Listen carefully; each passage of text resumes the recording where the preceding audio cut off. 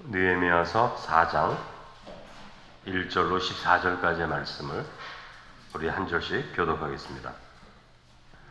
산발랏이 우리가 성을 건축한다 함을 듣고 크게 분노하여 유다 사람들을 비웃으며 자기 형제들과 사마리아 군대 앞에서 일러 말하되 이 미약한 유다의 사람들이 하는 일이 무엇인가? 스스로 견고하게 하려는가? 제사를 드리려는가? 하루의 일을 마치려는가?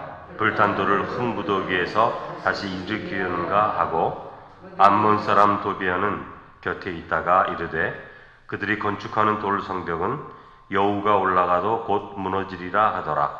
우리 하나님이여 들으소서. 우리가 업신여김을 당하나이다. 원하건대 그들이 욕하는 것을 자기들의 머리에 돌리사 노략거리가 되어 이방에 사로잡히게 하시고 주 앞에서 그들의 악을 덮어두지 마시며 그들의 죄를 도말하지 마옵소서. 그들이 건축하는 자 앞에서 주를 노하게 하였음이니이다 하고 이에 우리가 성을 건축하여 전부가 연결되고 높이가 절반에 이르렀으니 이는 백성이 마음들여 일을 하였음이니라.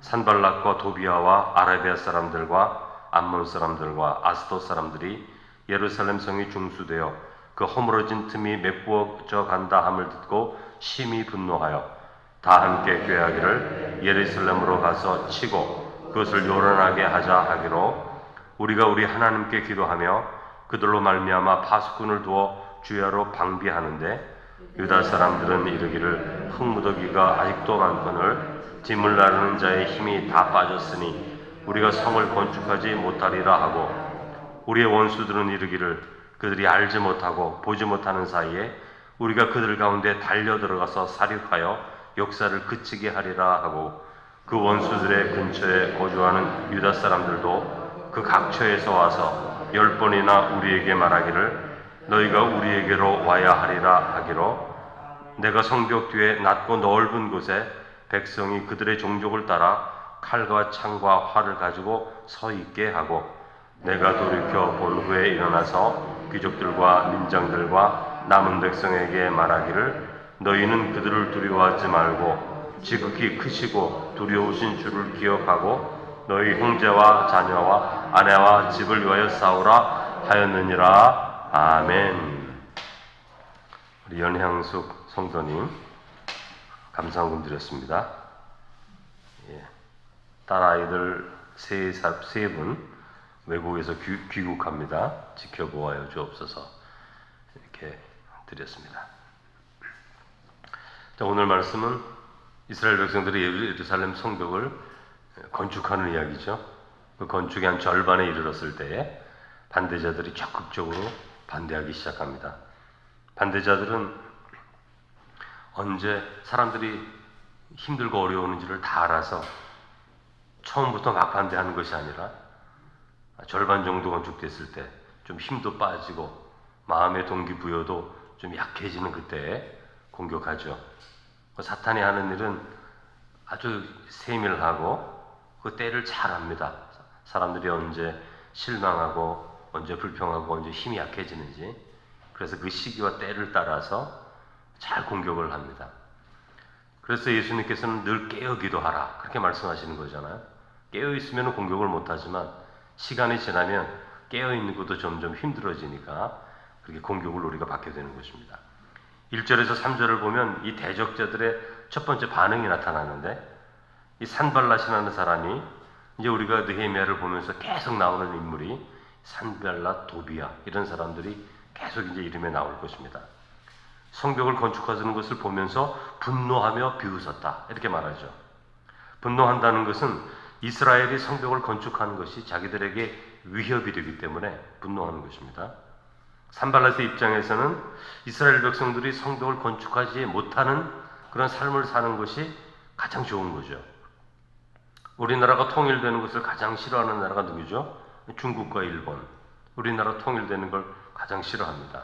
겉으로는 그렇게 말하지 않죠. 가장 싫어하는 사람들이에요. 대한민국이 통일되면 자신들에게 위협이 될 것인 것을 알기 때문에 언제나 남과 북이 이렇게 대치해 있고 이렇게 막 소란스러워야 그 사람들이 좋아하는 것입니다. 산발랏의 입장이 그거죠. 그대로 힘없이 살아가는 이스라엘이 그들이 좋은 것입니다. 성벽을 쌓지 못하고 그렇게 살아가는 것이 좋은 것입니다. 성벽을 지으면 하나가 되죠. 결집이 되죠. 자신들의 목소리를 낼 것을 알기 때문에 분노하는 것입니다. 산발랏이. 또한 비웃는다는 것은 80년 동안 실수했던 것을 또 시작하는 유다 백성들이 미련해 보일 수도 있는 거죠. 그들의 입장에서는 또 저 사람들 성벽이 무너질 텐데 저 일을 또 하는구나, 그런 생각을 하게 되는 거죠. 그래서 2절에 이렇게 말합니다. 이 미약한 유대 사람들이 무슨 일을 하려는가, 이렇게 말하는 거예요. 미약한 유대 사람들. 여러분, 이스라엘 사람들은 미약해 보일 수밖에 없죠. 80년 동안 성벽을 건축하지 못했는데 그 사람들이 또 성벽을 건축한다고 생각하니까 산발랏의 입장에서는 아주 미약해 보이는 것입니다. 그러자 옆에 있는 도비아가 또 함께 비웃어서 말합니다. 3절에 그들이 건축하는 돌 성벽은 여우가 올라가도 곧 무너지리라, 이렇게 말하는 거예요. 여우가 올라가도 무너질 것이다, 그렇게 말합니다. 그런데 이 말들이 이스라엘 사람들 들으라고 하는 말이에요. 자기들끼리 말하는 것이 아니라 이런 말을 자꾸 퍼뜨리는 겁니다. 소문을 내는 겁니다. 말하는 것입니다. 그 조롱하고 무시하고 멸시하는 겁니다. 여러분, 사람들을 힘 빠지게 하는 게 뭐죠? 열심히 하는데 조롱하는 거죠. 멸시하는 거죠. 그 사람 무시하는 거죠. 그러면 기분이, 감정이 확 상하는 거예요. 여러분, 무시를 받으면 사람이 감정이 상하는 거죠. 예수님은 아무리 무시받아도 감정이 상하지가 않고, 사도 바울은 아무리 거부를 당하고 무시돼도 그 다음날 또 일어나서 하나님의 복음을 전하죠. 무시를 받아도 마음이 아무렇지도 않아요. 하나님과 함께하는 사람들이기 때문에. 그런데 무시를 받으면 내 감정이 막 들고 일어난다. 우리의 믿음이 하나님 앞에 십자가의 그 사랑 가운데서 아직 흔들리는 거예요. 무시받고 조롱받고 멸시받아 좋을 사람은 한 명도 없지만, 그러나 그것을 이기지 못한다면 우리가 신앙에 반듯하게 서 있지 않다는 것을 언제나 기억해야 되는 것입니다. 그래서 여러분, 사람들이 늘 먼저 무시하는 거예요. 낙심하거든요, 그 마음이. 사람들은 다 좋은 말 듣기를 원하고 인정받기 원하는 마음이 있기 때문에 무시하는 겁니다. 조롱하는 겁니다.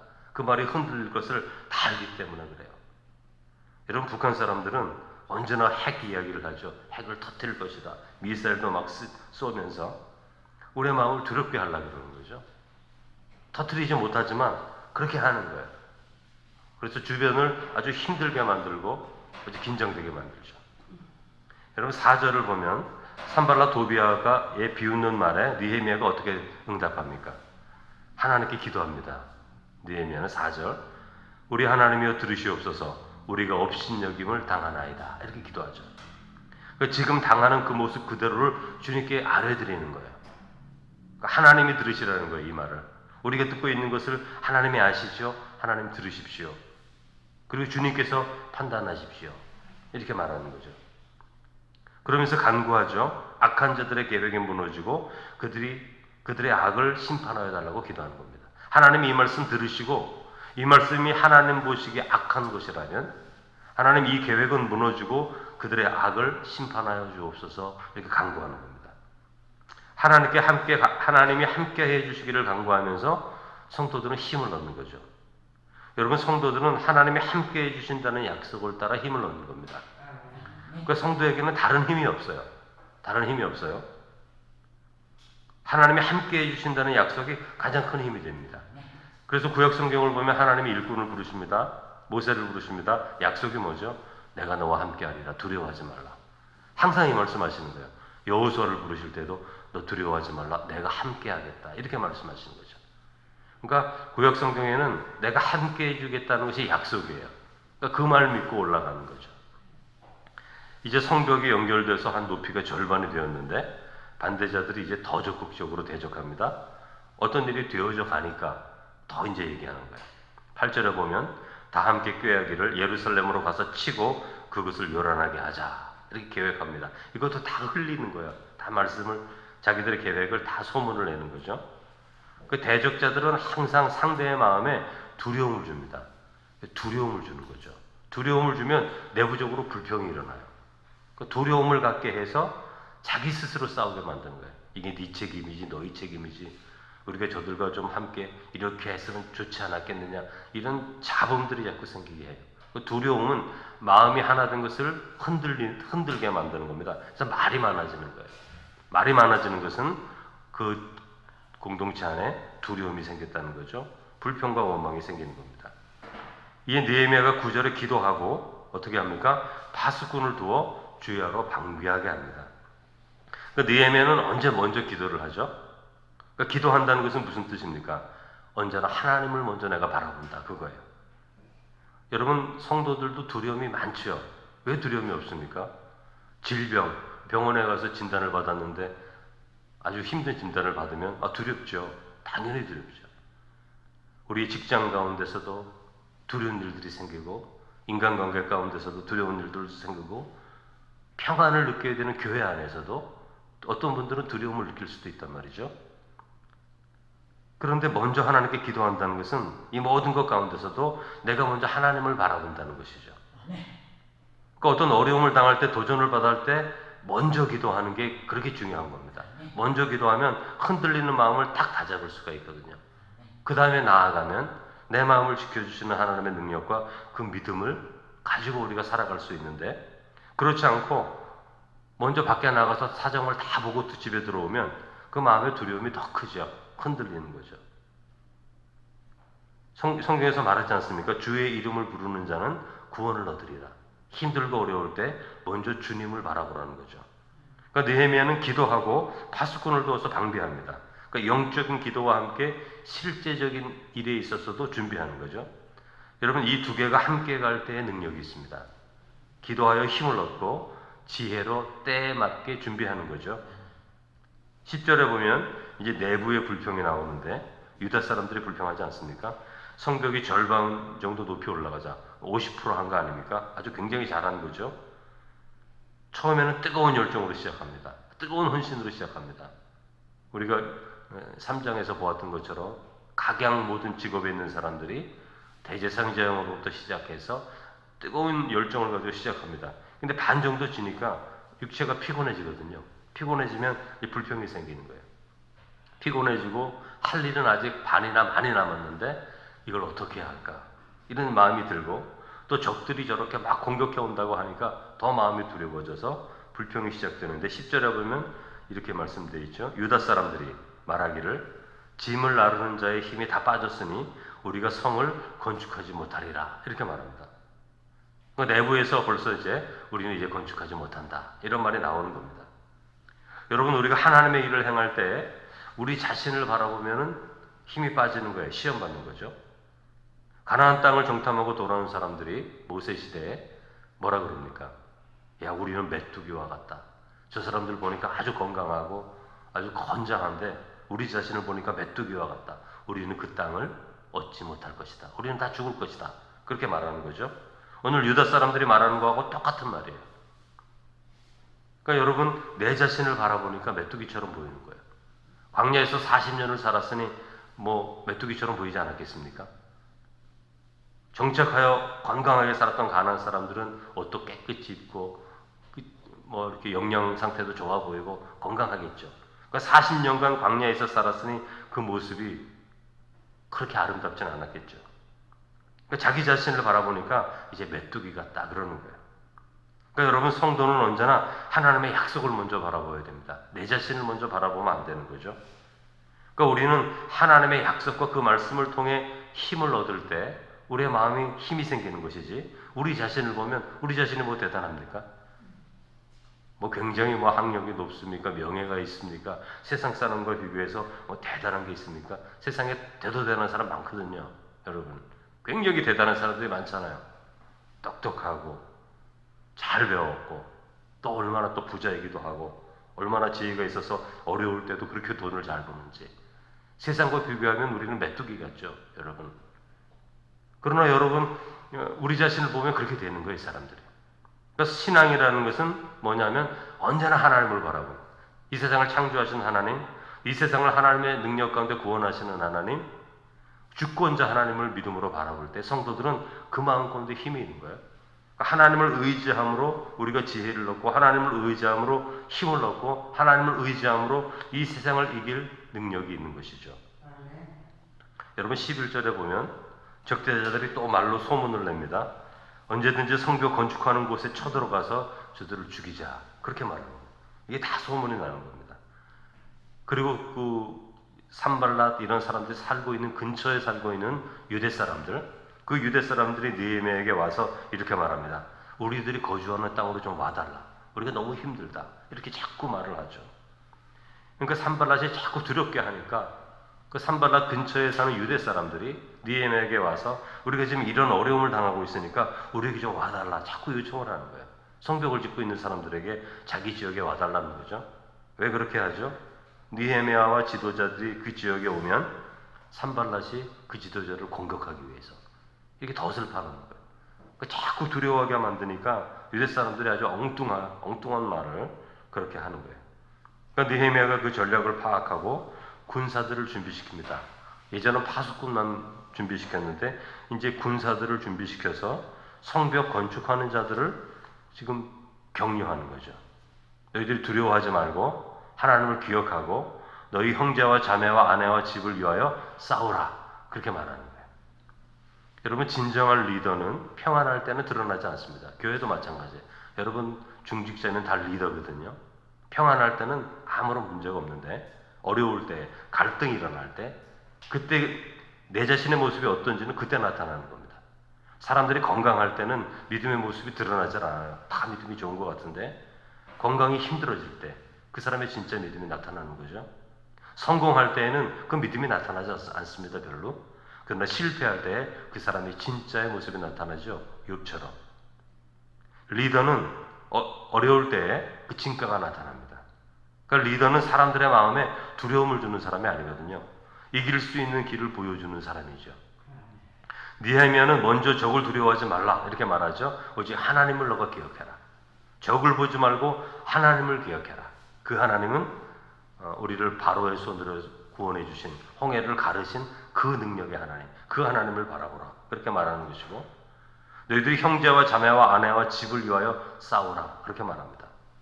지금 너는 너 자신만을 위해서 온 게 아니라 이스라엘을 대표해서 왔는데 그것을 기억하라. 그러는 거죠. 싸움의 진정한 동기를 또 보여주는 겁니다.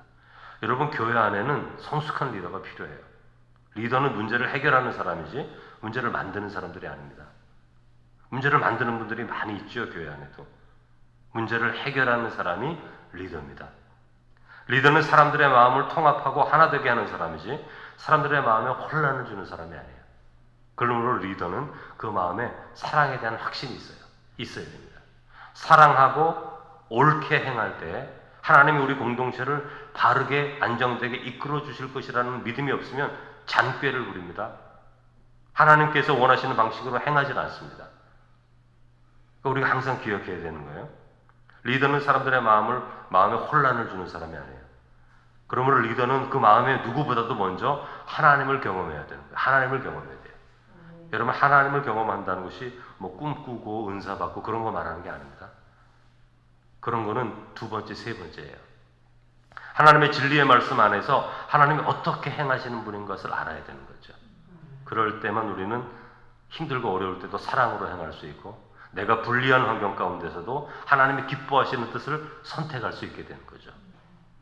그러므로 그런 리더가 있는 곳에서는, 느헤미야와 같은 리더가 있는 곳에서는 성벽이 세워지는 거예요.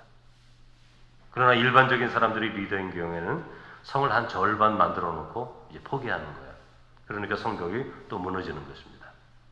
여러분, 우리가 느헤미야서를 읽어가면서 멀리 오래전에 살았던 사람의 이야기가 아니라 오늘 우리에게 필요한 리더, 느헤미야와 같은 리더가 어떤 사람이어야 되는 것을 기억하시면서 그런 모습으로 우리 자신을 비추어가면서 우리가 그런 모습으로 회복될 때 우리 교회도 더 아름답게 회복된다는 것을 바라보면서 나아갈 수 있는 성도 되시기를 주님의 이름으로 축원합니다.